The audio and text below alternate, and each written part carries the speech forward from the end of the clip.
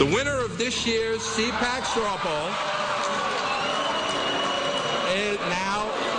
The winner of this year's CPAC straw poll is Texas Congressman Ron Paul. Back now with Town Square. That was the reaction at this year's CPAC gathering to the news that, yes, Ron Paul was the surprise winner of their presidential straw poll. Paul's independent libertarian streak has made him a thorn in the side of some in the GOP establishment, as Mr. Paul doesn't tend towards talking points, but towards, again, a fairly libertarian and philosophical point of view. He'll debate the issues with you. He won't give you talking points. So what is next for the man? Will he run for president in 2012? And joining us now is Congressman Ron Paul. Congressman, welcome back. Are you going to run? Oh, I don't think so. I have no plans to do it. It's way too early. Were you surprised to see yourself at the top of that poll? Pleasantly so, yes. A surprise. I knew we had a lot of supporters. I was talking to the future of the Republican Party, but I didn't know how much emphasis we'd have there, how many people we'd have there, and evidently the fair numbers showed up. So I think that's very good. How do you reconcile some of your libertarian ideas that are in conflict with some of the more mainstream Republican talking points, particularly when it comes to things like the war and security?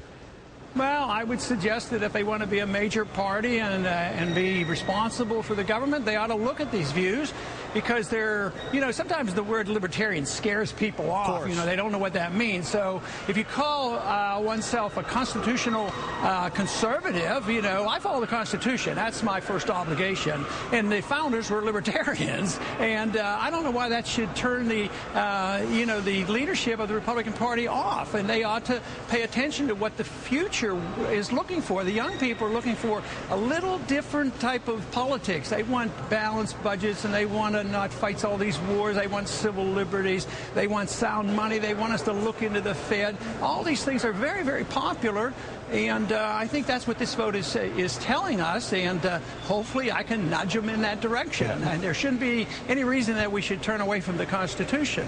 One other group, I don't know if you, I guess it's a group that shares a lot of the values that you just articulated, are a lot of the progressives. You see a lot of progressive values that reflect a very similar ideas to some of the libertarian ideas that you just expressed. Does that surprise you?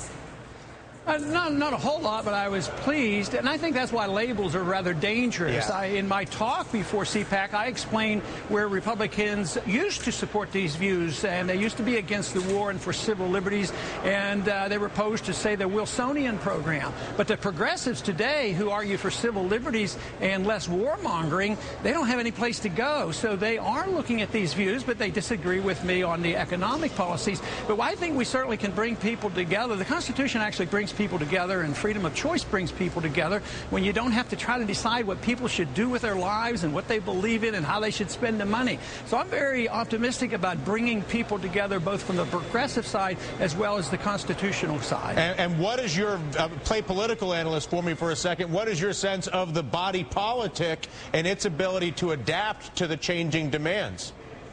Well, I don't think they have any choice. That's why the frustration is existing, because the status quo is ending. We no longer can perform. We no longer can fight over the spoils because the government is broke, and that's why we're having so much trouble in Washington. The Republicans and the Democrats won't admit we're broke, and they have to cut. They have to cut some of this militarism, and they have to cut some of this welfareism, because this can't continue, because it's going to lead to a dollar crisis. It led to the financial crisis. We're still in the middle of it, but we're going to have a dollar crisis. You can't have $2 trillion deficits a year and think you can monetize this and get away with it. We're still facing serious trouble. How do you see, or how do you prioritize our country's problems today? Well, the biggest problem we have is that liberty is not defended and government is too big. The bigger the government is, the more liberty you lose. I quote Randolph Bourne, who said, war is the health of the state. And I think that is one of the reasons the government grows, is because we have an empire to defend, and that ruins your budget, as well as it undermines civil liberties. People are too anxious to give up their liberties when they're at war, and we're told we're at war. And my position is that you don't go to war unless you declare it. So my priorities is follow the Constitution, end the empire, end the welfare state, have sound money. But most of all, we have to get our budget in order. Whether you pay for spending through a tax or not, all spending is a tax on the people, and the government spends way too much. Yeah, Congressman, I don't think anybody watching this show particularly would disagree with a darn word you just said, sir. Thank you so much for the conversation. I appreciate it.